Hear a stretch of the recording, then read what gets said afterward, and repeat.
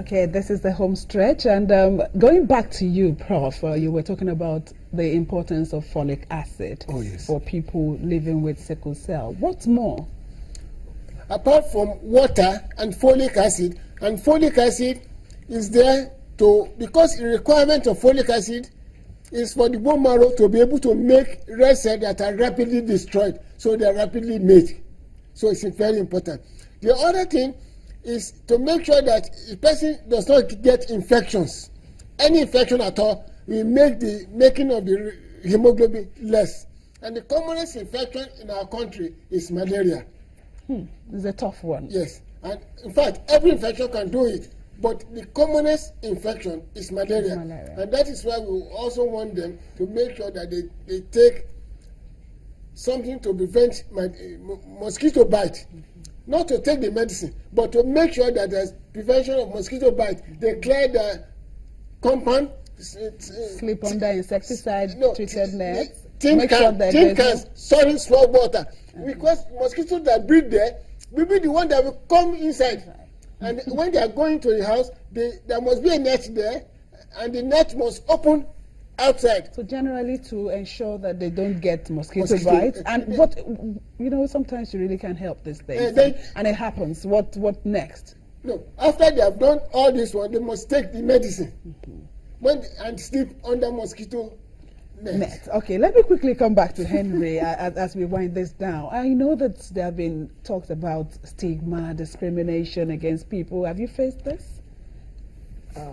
Well, when I was in secondary school, I can remember a teacher telling me I shouldn't sweep the class because we have chores, we have duties we do in class. So a teacher said I shouldn't sweep the class, and I actually like sweeping. I wondered why I should be singled out, or I should be, I didn't like that. So every morning I would come to school before everybody and I would sweep.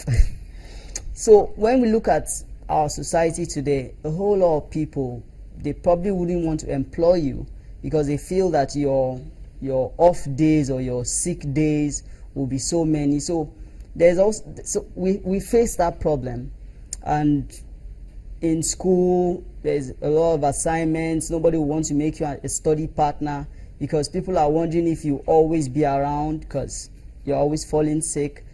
Yes, there's a whole lot of stigma. People are facing a whole lot of people. So what would you say to people right now concerning that?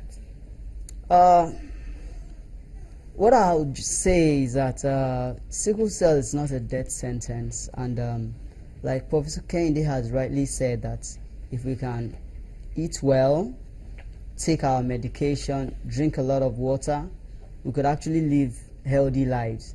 And when we are living healthy lives, the sky is the limit. Don't limit yourself. Just go out there and achieve. Thank you so much for coming, Henry. And Prof, what would you like to leave with us quickly? That people with sickle cell disease should be looked after. A child with sickle cell disease, he should not be abandoned. Okay, you should allow that child to do all the jobs as others are doing. Okay, and ensure that he sends the child to school.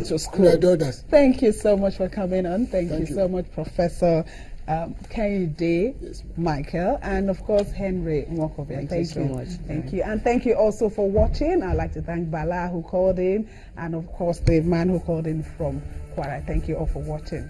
Just stay with us on Channels TV. I am Yomi Otaibu.